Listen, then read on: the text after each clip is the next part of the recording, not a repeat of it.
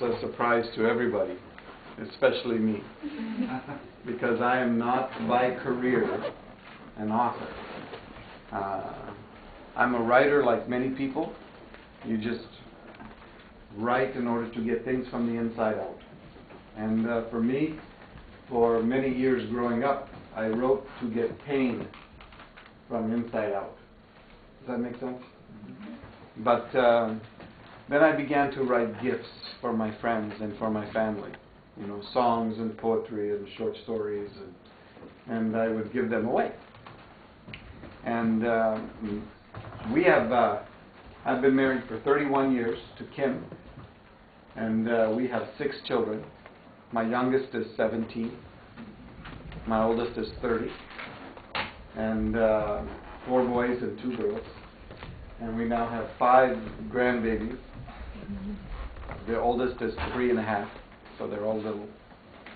But for about 4 years, my wife Kim had been asking me if I would, she said, someday would you please put in one place how you think as a gift for our children, because you think outside the box. And part of the reason is I grew up in a different culture. I grew up in the highlands of New Guinea. You know, it's an island above Australia. And I was, then became Irian Jaya, is now West Papua. But my parents traveled to New Guinea when I was 10 months old. And so my whole childhood was in a different culture. And it was the highlands of New Guinea. They had never seen white people before. In fact, I'm the first person in the world outside of their culture to speak their language. And when I'm 5 years old, I was the informant for the translation, because nobody else in the world could speak the tribal dialect and English except for me, because I was a child. And children learn languages very quickly. So the tribe that I grew up in with has 40 to 60,000 people, over 100 square miles. Big tribe in New Guinea. But New Guinea has more than 800 non-related language groups. They cannot communicate with each other. Right? No common language. Now there is, because Indonesia took over, so Indonesia has become the common language, but they still have all the dialects. The tribal people had no metal. It was totally stone, Stone Age culture. And so they had never seen anything metal. And they worship spirits. They were involved with ritualistic cannibalism. They were cannibals. You know? So, you know, but the way you grow up, you think is normal. So I thought everybody grew up with cannibals, you know. And they didn't eat people for food. It was ritualistic. And so that's the world I grew up with, outside the box, very different. And so Kim said, someday you write this as a gift. Later, when the book was published, she told me, you know, when I asked you to do that, I was thinking 4 to 6 pages. But she didn't tell me. So I like story, because I think every human being is a story. And I like story because, like music or like art, it has a way of getting to places in the heart without asking for any permission. You know, sometimes we have our minds made up about ideas, and we don't want any information to runs up against those ideas. But the thing about creativity is that it goes around our defenses. You know, if you listen to music, suddenly things are coming into your heart that you would not have let in otherwise. And the fiction does that. I think fiction is a very good vehicle for trying to communicate things that are true. People ask me, is this a true story? I say, yeah, it's true. It's just not real.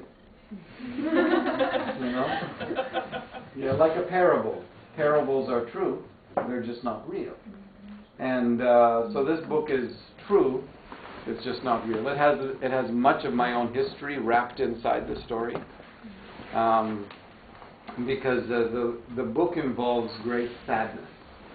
And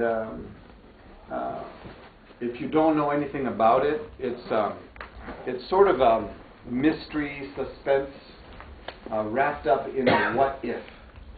The what if part is, what if in the middle of our postmodern world, what if there's still a God who is good all the time and who shows up in the middle of our pain? And because that makes a huge difference. The guy grew up in a very religious environment, very fundamental, very conservative, and God was almost an enemy. You know, at least God was not very much on your side. You know, especially God the Father image was more like Gandalf with an attitude. You know, Santa Claus who has a list, he's checking it. You know, he's going to find out if you're naughty or nice, you know, and then he's coming to town, so be careful. So we have these images, and mine was largely a projection of my own father. And I think many of us who have been hurt and damaged by our fathers, a lot of times we project that on the face of God. And for me, it took me 50 years to wipe the face of my father completely off the face of God.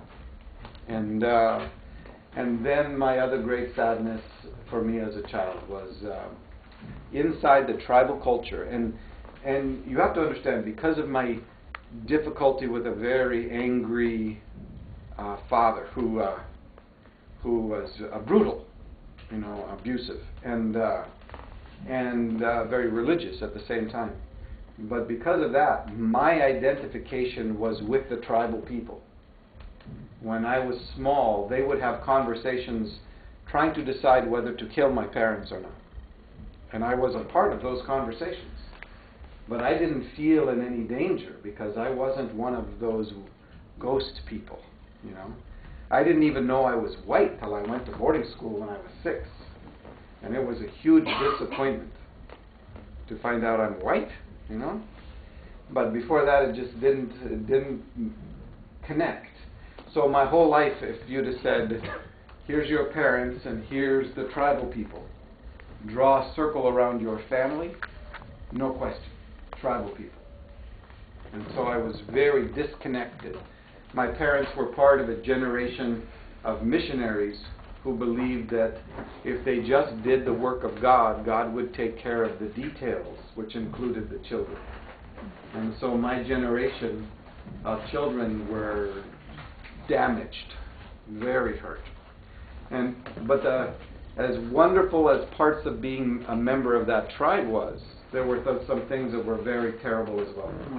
That's okay. This is not church. So the other part of my great sadness was as a child, about age 4.5, sexual abuse for me inside the tribe.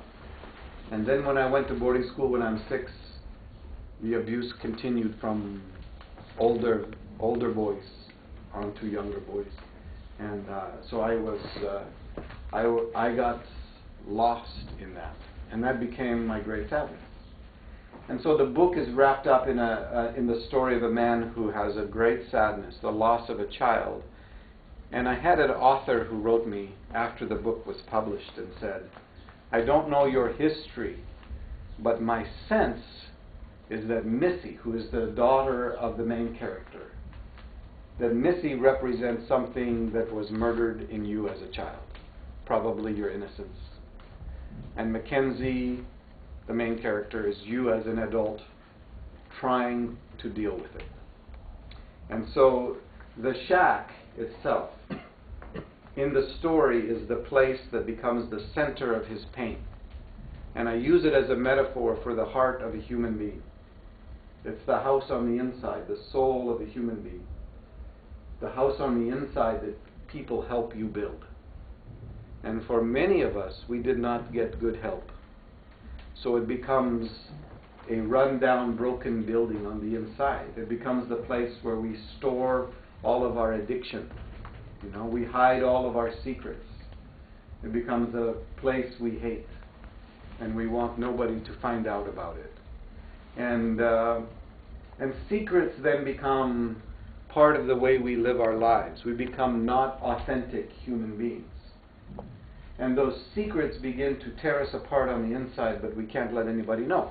And we keep secrets because we are terrified that if somebody finds out what our secrets are, we will lose any sense of affection and approval we've managed to scratch out in this world.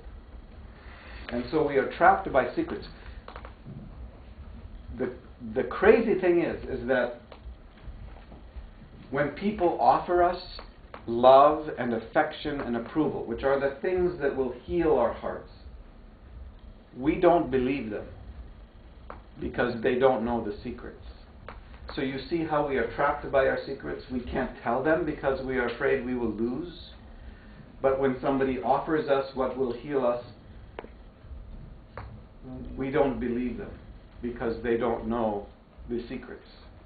And so part of coming to authenticity as human beings is a process in our lives where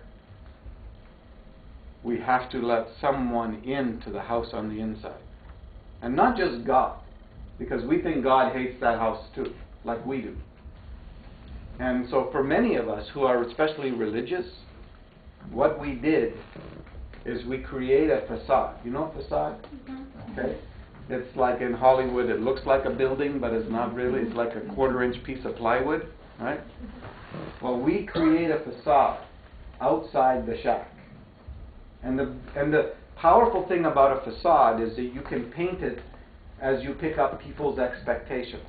So you become a different thing for different people. So for one group of people, you can paint it because you think that's what they want you to be. For another group of people, you paint it different because that's what you think they want you to be. And you learn to live from the outside in because you don't feel you have anything on the inside to live from.